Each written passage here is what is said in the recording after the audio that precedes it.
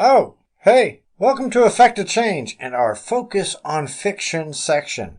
As you already know, fiction gives an escape from reality, and sometimes it offers a different perspective of it.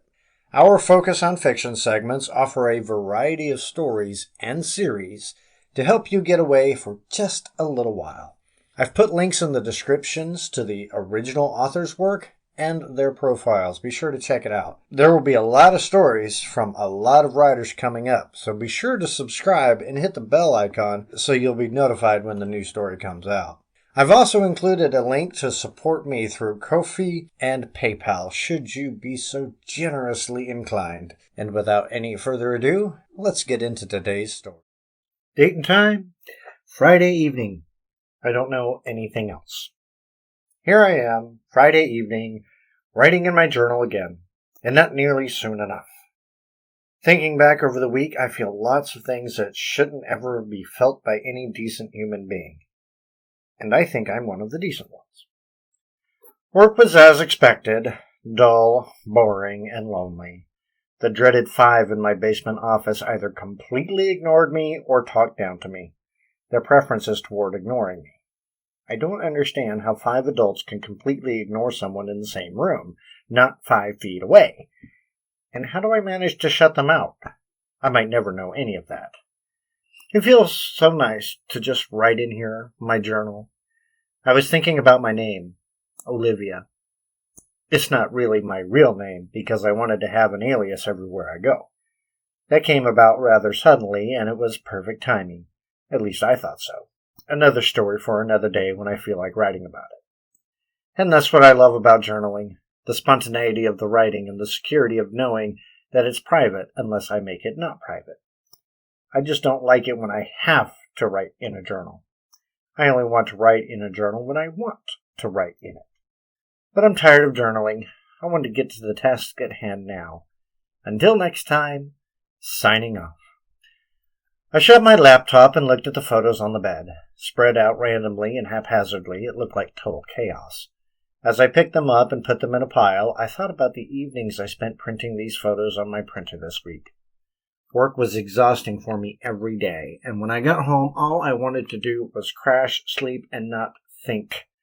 Instead, every day after work, I worked on what I considered to be my real work, my collection. There was a drive inside me to organize, categorize, and complete to perfection my collection. So each evening I printed out photos and wrote precise notes about each one. I also transcribed the overhead conversations recorded on my phone during the week. I feel like a spy or an undercover agent. But when you're driven, and I'm driven. As I separated the photos and written transcriptions, it occurred to me that I was getting really sleepy. But I couldn't quit what I was doing yet. I wanted to at least get that conversation from last Monday in a special place before I forgot vital details. I remembered being above the ceiling tiles, watching Ugly Ears. Or should I call her Loudmouth? I think I'll stick with Ugly Ears. I don't want to use her real name except for important incriminating documentation that might be used as proof. After all, my collection might someday be used against a lot of people besides Ugly Ears. She is just one of many,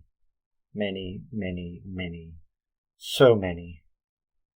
Gathering the notes and photos that I'd prepared for Ugly Ears, I looked at the pile of blank-bound books and decided that red would be a good color for her. Her ears and face got really red when she was screaming at that guy on the other end of the phone. I'm just glad that she decided to take her earbuds out of her detestable ears and use her speakerphone. Otherwise, I wouldn't have been able to hear the other side of the conversation. But luck was with me this week, and now I could start her special book, which would be red. Speaking of books, there were many of them piled up all over my tiny apartment. Some were completed and needed to be hidden, while some were partially done and needed to be finished. It was tedious work, but there was great satisfaction at the prospect of approaching the final goal for my books. My plan was coming together, and it wouldn't be long until I could start the next phase. Now, what was I doing? There was something I wanted to finish tonight, wasn't there? I can't remember now. It's been too long, and I'm too sleepy. Can't think right now. I have to sleep. I know you enjoyed this story.